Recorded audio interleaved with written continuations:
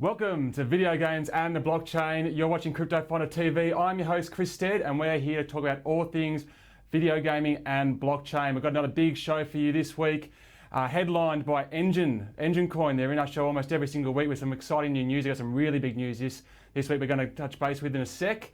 And it's been a big week in gaming in general. We've just had Gamescom finish up, and if you haven't seen the Cyberpunk 2077 gameplay demo yet, do yourself a favour, go sort it, go check it out. It's by the Witcher 3 guys, CD Projekt Red. I've interviewed those developers a couple of times over the years. They're really down-to-earth developer that do some really good products. Obviously the Witcher 3 was massive, but this Cyberpunk game is looking freaking amazing, man. So go check that out. Hugely different from The Witcher in terms of its world and the way they put it together, but looks amazing. Anyway, so every single week we looked at the top 5 stories in the blockchain gaming space. No different this week. Let's hit up story number 1 straight away. Okay, so this is about a place called a new platform called Naga Virtual. Now, what is Naga Virtual? It's a mouthful, that's what it is, but it's part of this larger Naga group. Now, these guys claim, I've been told, it's been formed by a lot of very important people. Very important. And it was the second biggest ICO of 2017, they claim, raising about $63 million from what I could see. And these guys have set up a whole entire kind of range of Bitcoin cryptocurrency related products. They claim to have about 500,000 users at the moment, have done over $100 billion US worth of transaction volume thus far. Now, what they're now doing is they've done this Naga Virtual platform, which is moving into this secondary market space. This is a place that Wax has been doing really well in. The guys from Opskins formed Wax, and that's been kind of sticking it up to steam a little bit and allowing all these users and gamers to get into this 50 million US valued secondary market where you get to trade skins, trades items, do all this kind of cool stuff. So these guys want in. Now I'll just show you a little image here of some of the other services that are already part of that Naga group just so you can check it out. So they've got the trading, the wallet, they've got their own coin. There you can see Naga Virtual there in the top left-hand corner. And so the various other things that are going on in this Naga space. So obviously it's starting to build a pretty big web for themselves, obviously well financed as well. As we said, 63 million in their ICO. So what is this particular platform trying to do? What it's trying to do that's a bit different from what we've seen elsewhere is it's looking to take the primary markets, so that's your classic developer to gamer sales of like DLC or items and stuff like that, and make that and the secondary market part of the one platform, right? So what sounds to me like you'll be able to trade, well, you'll be able to trade between other players as you do currently on the secondary market, but it looks like the developers will have a stake in that. So maybe they've got a piece of the pie there. So if anything's traded on within their gaming ecosystem, they might get a little slice of it. I'm assuming that Naga will take a little slice of it too. But also the primary items to do with their games that are on this service will also be like sold through this platform. Now it does have some interesting benefits. Each developer will have its own storefront.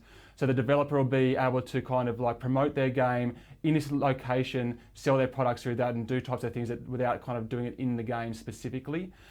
This will allow also, as I said, a stake for the secondary market, but also lets players trade amongst themselves, but also lets items have a value outside the game. So you could potentially buy an item that you think is going to have some value in the future, even if you don't even own the game, because you do it through the Naga Virtual platform. So it allows people to invest in in-game items or invest in characters or whatever happens to be for sale in the secondary market without actually playing the game, which is an interesting concept.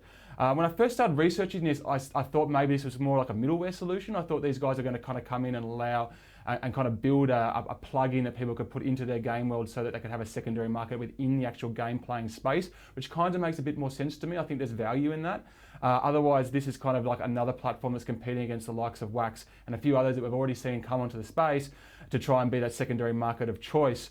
A couple of questions that came up to me when I was looking at as you know, do we actually want the developers sneaking around the secondary market? I mean, doesn't that kind of negate the point of having a secondary market if the developer's there with a stake in it? I'm not sure that gamers actually want that.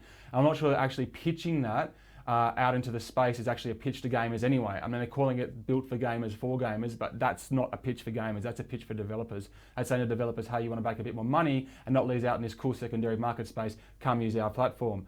To date, the other big question I've got is, why is there a chili on there? So they've got Chile in their logo as well, which doesn't really kind of tie into anything. We already have the Chile's platform that we've been talking a lot about here, that esports platform, but Chile's seems to be a big thing in blockchain gaming at the moment. I don't know, Chile's so hot right now. As it stands, there's only 2 games that I can see which are using the platform, Swipe and Strike and Petite Chronicles. I couldn't even find video on these things, so like obviously small time at the moment, so a lot of room to build, a lot of room to expand. I've got no footage to show you, unfortunately. I was hoping to try and track down a little bit of a spiel from Naga themselves or one of the developers involved there, but there was nothing to discover. So anyway, they've got the money. That's the important thing. They've got a lot of investment behind these guys, so that means that they've got the power to actually make a play in this space, which is why we're going to keep following them. Like I said, the interesting concept here of allowing people to invest in items is the other reason, even if they're not playing the game, is the other reason why it's worth keeping an eye on these guys. Anyway, that's our first news story of the week. Now on to the second news story, Neon District. Obviously, it involves the colour neon and some sort of district. Outside that, there's not a hell of a lot of information about this game other than the trailer I'm going to show you at the end of this news piece. The website literally has a loading bar which just says 42% developed. Not much else, no platforms, no release date, other than the fact that I hunted down and found a roadmap which suggested a May release date. Obviously, we're in September, so they've missed that. So no release date yet, no platforms. However, the game does look reasonably interesting. What I've gleaned is it's built on the Loom network. Now, I've spoken about the Loom network before. These guys are kind of trying to create your own block engine system for developers, where developers can kind of, like you would create a character, create an actual blockchain piece of tech that they can use in their games. This is built on that. It's Ethereum based. One of the cool things about the Loom network is the concept of proof of play being their kind of way of like keeping the entire blockchain afloat. So rather than kind of your classic mining situation here, you're actually going to go in and play the game, and in playing the game, you kind of are helping sustain the blockchain, which is, I think, a pretty interesting concept that needs to be explored further. The Loom Network as well are the guys that did the Zombie Battlegrounds game, which we were speaking about a couple of episodes ago, got kickstarted, got funded in next to no time. So that's a collectible card game as well. Now, the way this game is described is a hybrid card-based RPG and MMO, obviously with a cyberpunk vibe. What's kind of interesting about this as well is it says on the website it's a third person played party experience. So that's not what you expect from a classic CCG experience. It's usually a top-down deck playing game. This one's actually obviously going to have some sort of exploration, obviously teaming up with other people. It is described as an MMO, and then I can only assume that the card collecting part of it comes into the combat. So obviously when you go into combat, you go into some sort of classic CCG experience. There's PvP's been announced, some sort of crafting's been announced. This will obviously tie into the uniqueness of the various items and stuff that will be listed on the blockchain that you'll be able to trade, of course, with other players. One of the interesting things this game does claim as a feature is that the various assets will gain value as you play. So as you play, the actual assets that you own, because you own everything in blockchain, will rise in value. So we're starting to see this a bit, actually. I've seen a couple of other games that are starting to look at this concept of something not just having a value because it necessarily is rare from the off, but has value because as you play, it levels up, it gets rarer, you start to customize it, or it changes visually, or it has a player history behind it, which actually improves its value to the grander marketplace. I think that's an interesting concept. Outside that, the story, which you'll see mostly in this trailer, is about the story. It looks like kind of when Bitcoin arrived on the scene in this version of the world's history, it kind of started a bit of a tiff with the government. Government came a bit of a nanny state, and some hip cool dudes had to come and use the power of awesome to save the world. That's basically it, paraphrasing a little bit. Like I said, we don't actually have a release date for it, other than the fact that it was supposed to come out about 5 months ago. But this is the trailer just came out this week, so obviously it's pushing along, something's happening on it. Check out this and see what you think. This is Neon District. I was born in a golden age.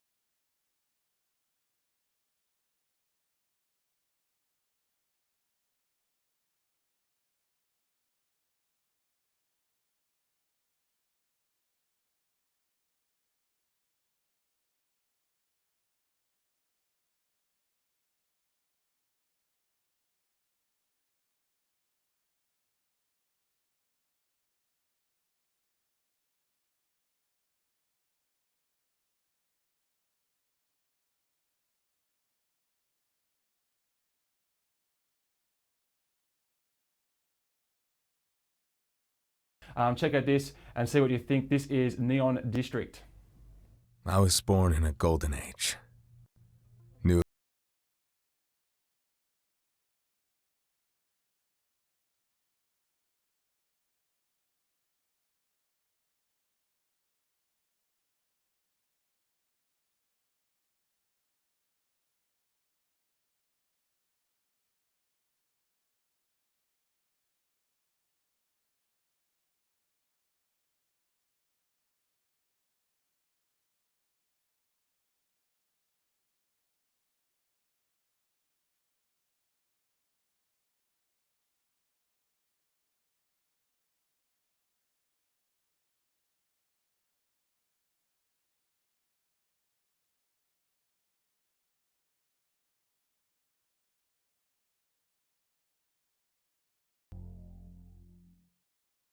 So there you go, that's Neon District, and like I said, I'm really intrigued by the way they're going to get this third person part of the gameplay to kind of tie in with the card collecting part of the gameplay. It reminds me of Hand of Fate, which is a great Aussie made game that you may have seen. Also Mello did a bit of that as well, which is another great Aussie made indie game. Alright, on to the third story of the week, and this is a biggie. I'm really excited about this one.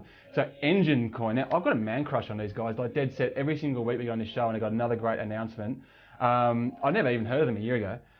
So I'll just run you through some of the things that we've announced on this show already. Now, if you hadn't caught up on Enjin Coin to begin with, Enjin has been around for a while. They created like a 20 million strong community based on having this like hub space that various groups of gamers could come to and kind of communicate with each other, like Minecraft groups or clans, that type of thing. They get together on this site, built 20 million strong following on that. When the kind of blockchain, cryptocurrency thing started to emerge, they got into the Enjin Coin. They got into it with releasing their Enjin Coin, and it's been really reasonably well adopted, and it's just grown from strength to strength. So some of the things that they've done recently, other than the Enjin Coin, is they were at E3. They showed off their game War of Crypto, which we've talked about on this show. I've shown a few trailers of it. They talked about that at E3. They were there with a big booth. You know, that's one of the first big blockchain games to actually be at E3, showing itself off.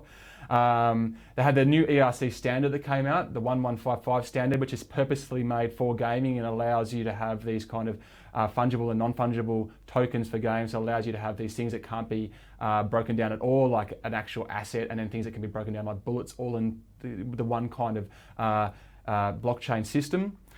These guys also have their full SDK, software development kit, which is like a Unity plugin, which they're making free to early adopters of their system, so developers can jump on board with no blockchain knowledge whatsoever and get involved and make games that are blockchain based. This is great. And like I said, it's free to early adopters. And the most importantly, the tiles that have been coming through this have all been quite a high quality. So yeah, Enjin have been making a serious wave with us here, and hopefully be making a wave with all you guys that are interested in blockchain and gaming, because they deserve to be watched. Now, they've taken the next step now. This is an Enjin Multiverse, they're calling it. What they've done is they've gone and got a whole bunch of developers together and then allowed them to connect to each other within the same blockchain kind of universe, right? So what this allows is for the trade and sale of games, of items between games. So weapons, characters, skins, all this kind of cool stuff like this. So you'll be able to take it from one game that's part of this multiverse and put it into another game that's part of this multiverse and just play it, right? Okay. Now, one of the lines, I like this line, it says, this also allow you to cross-promote and monetize each other's games and items from within their own gaming worlds, right? I find this really fascinating. So let's take a more contemporary example. Let's just say you're playing Call of Duty, or you've just turned on Call of Duty Black Ops 4, right? Coming out in a couple of months. And you're playing it and you go, you know what, I really wish I had that AK-47 I love from the Battlefield series or whatever. And you could go to the store in COD and buy the Battlefield AK-47 that you love and bring that into your COD environment and use it, right? So that's the kind of concept they're talking about here. Pretty futuristic, pretty full on. I can't imagine Battlefield and Call of Duty ever playing ball, but that's the concept here, right? The whole thing's fully decentralized too, right? So there's no barrier or bridge you have to cross to get involved in this. If you're a developer, you just have to get the plugin into Unity, build your game, and then just go, you know what, I'm going to make my stuff available in this multiverse as well, right? So it's just wonderfully open and free. It's everything we love about blockchain. It's part of this concept. It's initial eating, of course, as I said, this thing. So, you know, the thing that caught me out there is in an environment where it's all about owning in-game assets, being able to create a library of items or characters or skins or things that you own, which you can then apply to multiple games, is really compelling. That's really, really interesting to me. And I think it's potentially where we're going to see a whole entire systems go with like Ubiplay or Origin and that. I think they're going to start moving towards this in the future. We've spoken a lot about Xbox Scarlet Cloud and the type of stuff that they're getting into with a new streaming console and that future that they've got. I think they could play in this space as well. Other features that I kind of thought about is you can or that they've actually mentioned in talking about this multiverse. It's early days yet, obviously, there's a long way to go, is the ability to level up across multiple games simultaneously. So imagine if you're in one game and you're doing really well and you're leveling up your kind of overall character, that could also apply to another character in another game. You can have storylines between the games that branch based on your acts in one game versus another. So let's just say you had this game and you're in an environment with a sword killing people and you kill the big boss, and that's linked to some other game in this multiverse that allows another mission path to open up there, or a cameo to appear there, or an asteroid to crash or whatever. Just can link that because it's all smart contract based, right? So they can put all these cool things into the system and link it with this multiverse. We have missions. You can have missions that unlock missions in other games. Marvel should do this. This would be really good for the Marvel thing. So who's in this multiverse? If you've been following our show religiously, you'll recognise a lot of these names. There's Age of Rust, which looks fantastic. 9 Lives of Arena, which we've covered a couple of times. That's looking great as well. Crypto Fights, War of Crypto, which is the Enjin game, which we just spoke about. Bitcoin Hodler, which we haven't spoken about. I'll try to bring that up on next week's show. And Forest Knight, which I haven't talked to you about, which is also coming out next show. Anyway, the Enjin Multiverse, I think, is a big deal. I hope people are paying attention to it. Definitely going to explore it more on this show over the coming weeks. And they released a really naff trailer you can look at right now. Where one world ends, another reigns, bound only by imagination. Realms joined by blocks and chains, imbued with engines of creation. Each world hides a single token, a shard of boundless might. None can be ever broken. All are forged from the light. Quest to reach them might end never. You may wander day and night. Find one, and it's yours forever. Keep it in your vault of might. Heed the words of faceless bards, of lapis wizards and crimson witches. One who gathers all the shards shall hold the key to untold riches. Behold, wanderer, worlds beyond worlds, many lives lived as one. That is your destiny.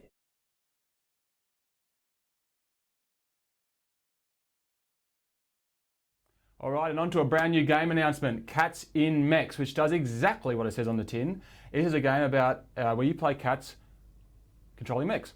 It's made by Mega World Studios. The game's releasing on iOS and Android with a PC release planned for a later date.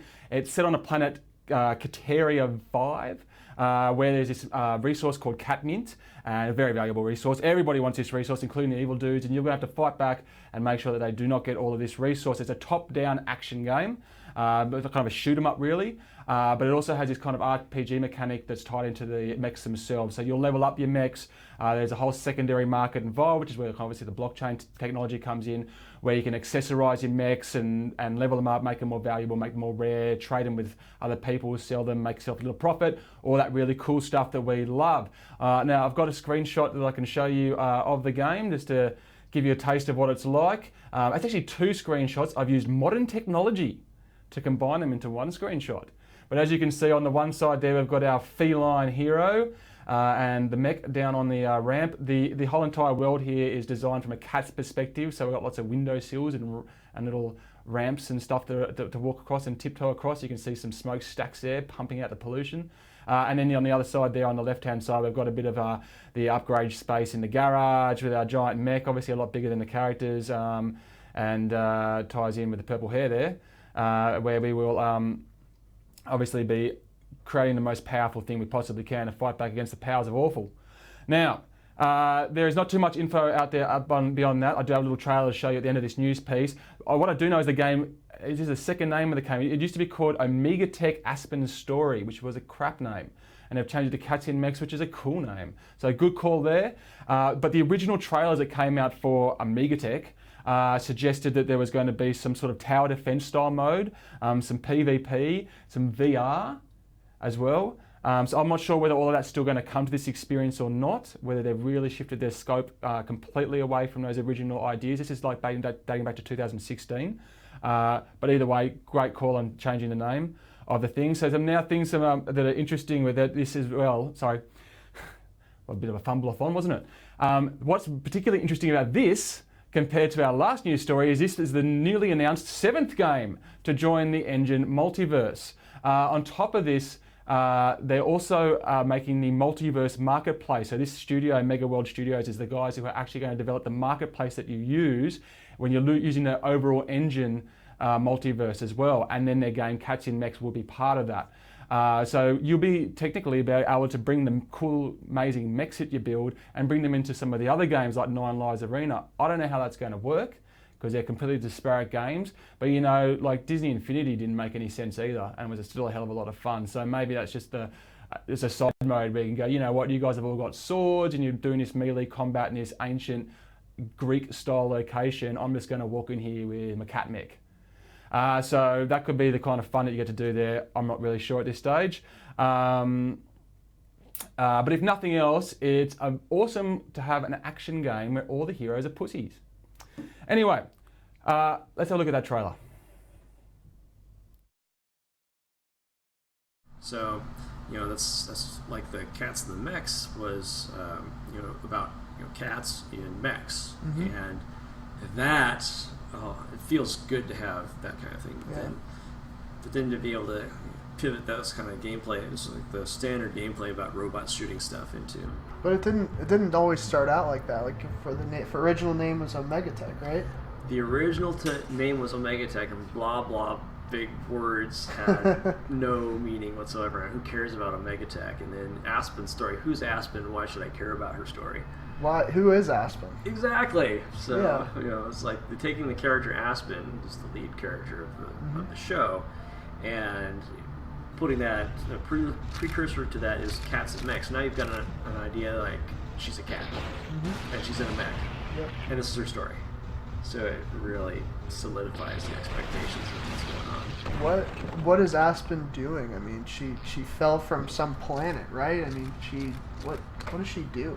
Well, the origin of Aspen has to do with she's fighting for people to survive an alien invasion. Okay. And so they have came out of nowhere, but the more story you uncover, the more you realize that they were booted off the planet 1,000 years ago. Oh, wow. And so they've been floating around the universe for a long, long time, but they have a lifespan of 40 years, as opposed to Aspen's people, which have like 120 years. Okay. So they multiply a lot and quickly. So they're like, get... So they've formed an armada by the time that they've come back after 1,000 years, and they've pillaged off the hundreds and hundreds of planets and been able to amass this massive tech, and they've got really good at invading other planets. Okay. So now they've got a message beacon that was somehow came off the planet because of the internal strifes, and one of the houses that was going to fall was a "we need help" kind of beacon, and send it off into the planetaries. And the guys who heard it were the people who got booted off the planet. And we're like, we're coming back. We've had legends of how we're going to go on our homecoming, and it's like that's our signal. That's our prophecy come true. Huh. And so they follow that signal back home. So now they're invading their home planet, basically. Wow. And now you've got this cat civil war. You know, the people that got booted off, and you got the people who are still on it. What people don't really know is that the people who are still on it is the cure to this the 40-year problem that the invaders have. And the invaders, however, are trying to just wipe out all their opposition and subjugate, and they don't know that by cooperating together that they can be one again, be whole. And so that's That's this subplot that's going on to Aspen's story, is that she's unwittingly uniting these two people together. There you go, that is Cats in Mechs, and that wasn't a trailer, that was a dev diary. I'm sorry for prefacing it incorrectly, my bad. Okay, on to news story number 5, and Project Genesis has been announced, or has it? Because 8 Circuit Studios is a developer that we have covered before when they were talking about their game called D-Park. Mysteriously, D-Park has disappeared off the internet, and in its place has become Project Genesis, which has just been announced. It hasn't. It is D-Park, I'm pretty sure. Now, as I said, we've previously spoken about 8 Circuit Studios. These guys are formed by a guy called James Mayo as the president. He's ex-Nintendo, Microsoft, Day One Studios, and the art director who used to work with Sierra, which is definitely worth respect.